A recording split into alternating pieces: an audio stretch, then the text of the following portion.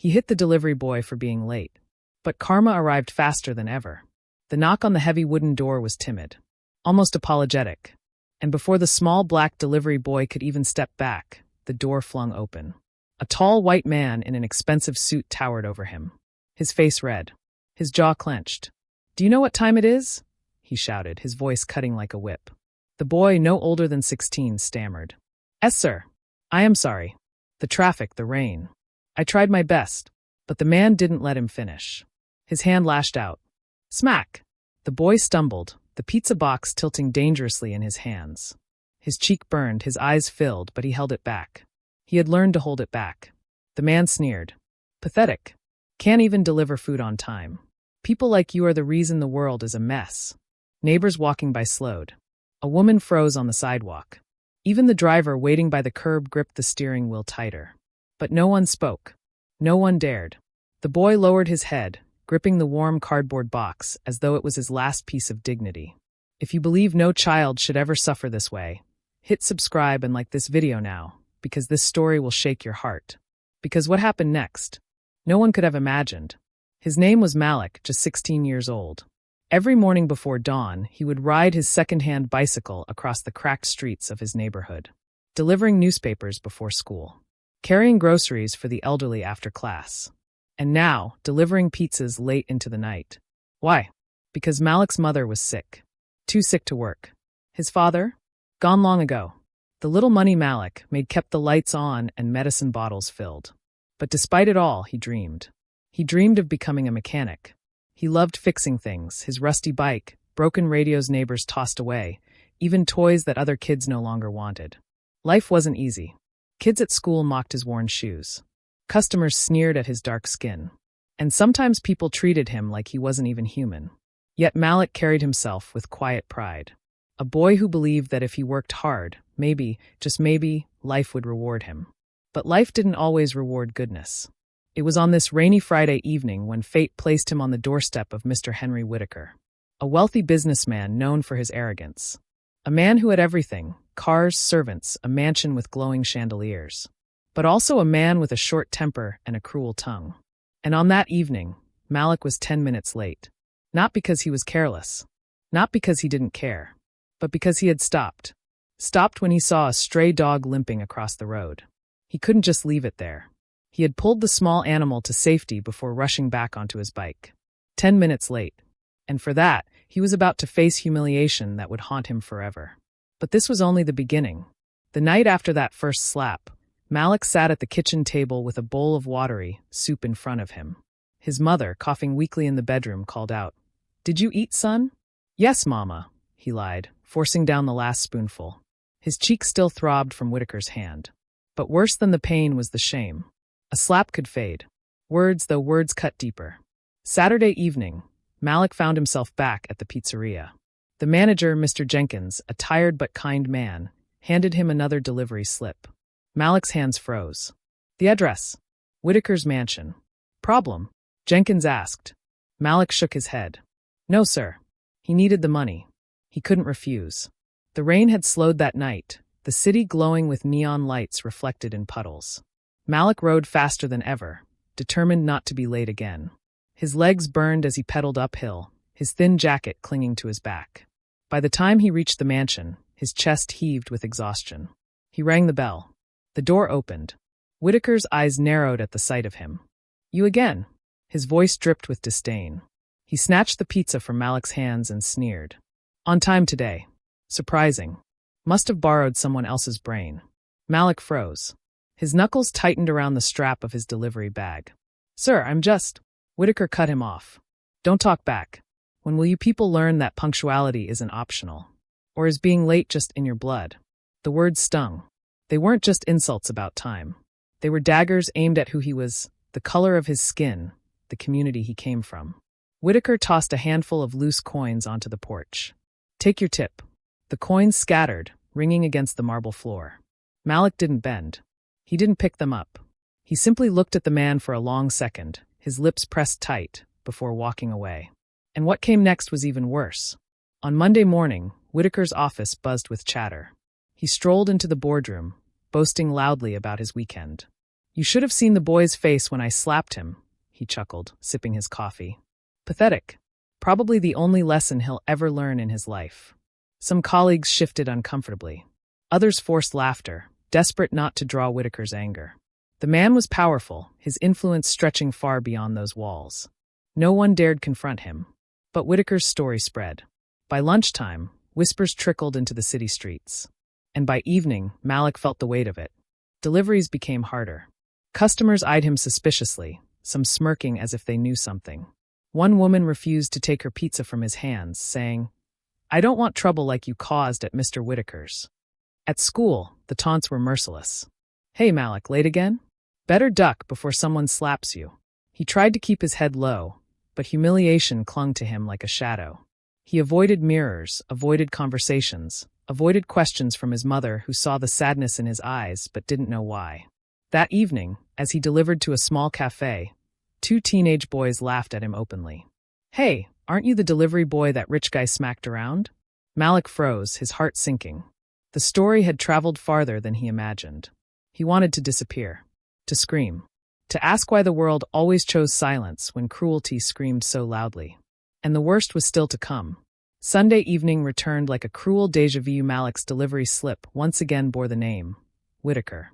For a long moment, Malik stared at the paper. His stomach tightened. Should he refuse? Should he beg Jenkins to send someone else? But he thought of his mother's medicine bottles, nearly empty. He thought of the unpaid rent. He thought of how much one shift meant. And so he took the box. The mansion loomed larger this time. Its glowing lights cast shadows across the driveway. Malik rang the bell, his heart pounding louder than the chime. The door opened. Whitaker's grin widened when he saw him.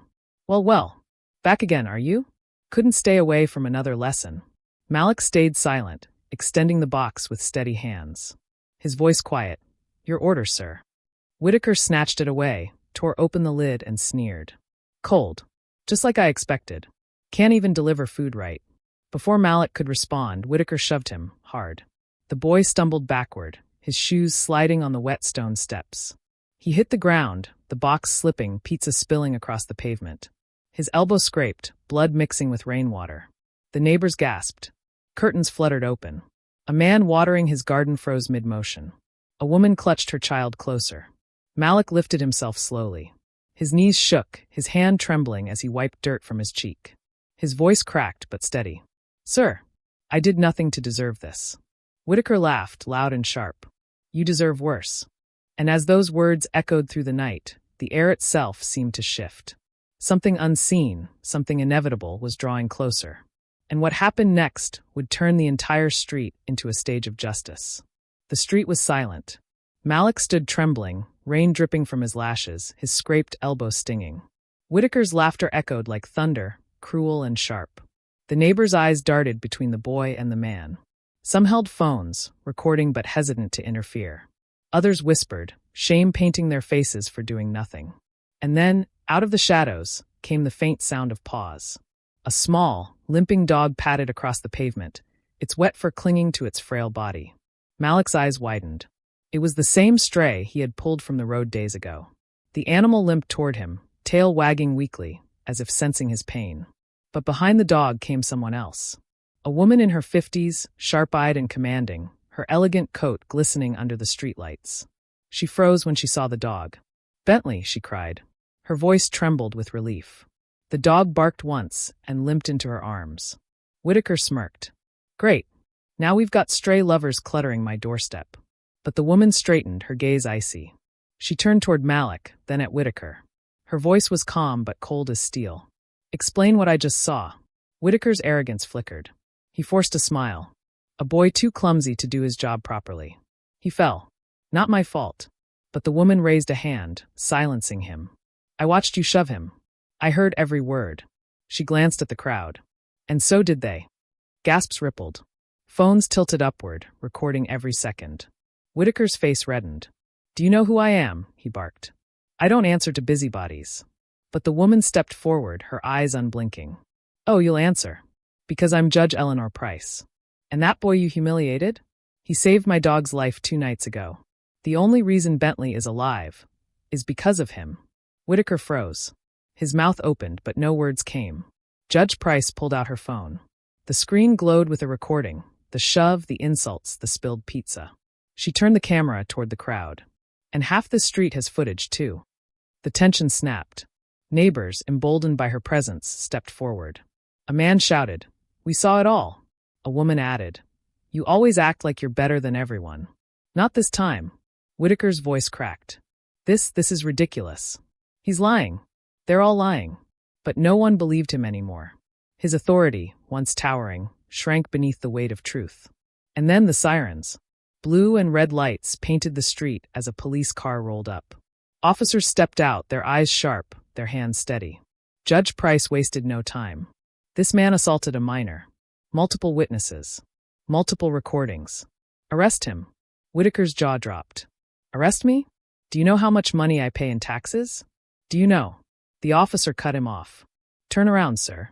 The sound of cold metal cuffs snapping shut silenced the night. For the first time, Whitaker's power crumbled. The neighbors who once cowered now raised their phones higher, recording his humiliation. His suit soaked in rain, his face pale with panic, his body shoved into the back of a squad car.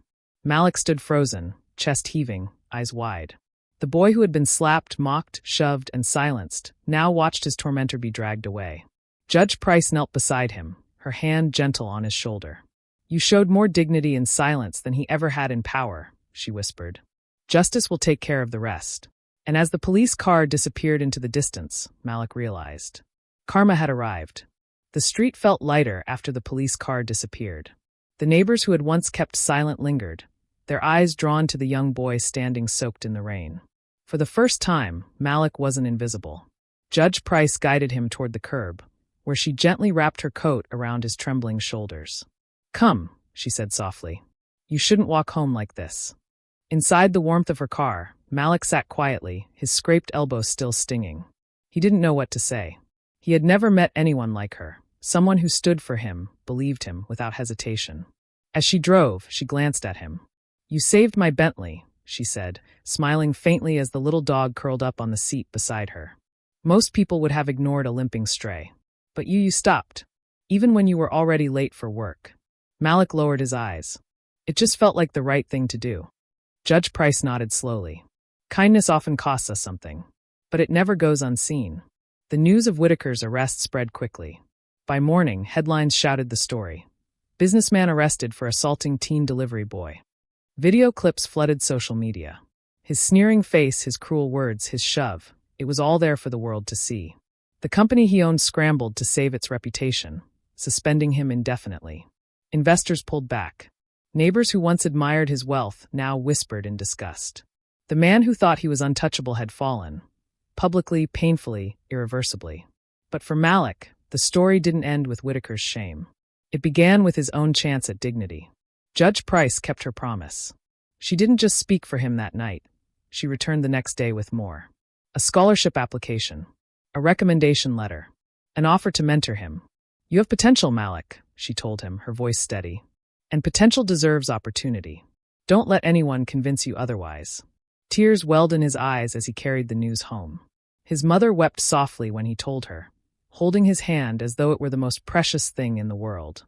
For the first time in a long while, Malik felt the weight on his shoulders lift. He wasn't just the boy who was slapped. He wasn't just the boy who was late. He was the boy who had endured, who had chosen kindness even when the world mocked him, and who had lived long enough to see justice arrive. And what about the neighbors? Some carried guilt for staying silent that first night. Others promised themselves they would never again let cruelty pass unchecked. Because sometimes it takes just one voice, one brave interruption, to stop injustice in its tracks. So remember this. Every insult leaves a mark, every act of cruelty has a price, and every humiliation sown will one day reap its harvest. But kindness? Kindness plants seeds that grow in places we cannot yet see. The next time you witness injustice, ask yourself, will you turn away, or will you be the voice that speaks? Because karma does not always wait. Sometimes it arrives faster than lightning. And Malik's story? It proves that no matter how small, no act of courage ever goes to waste.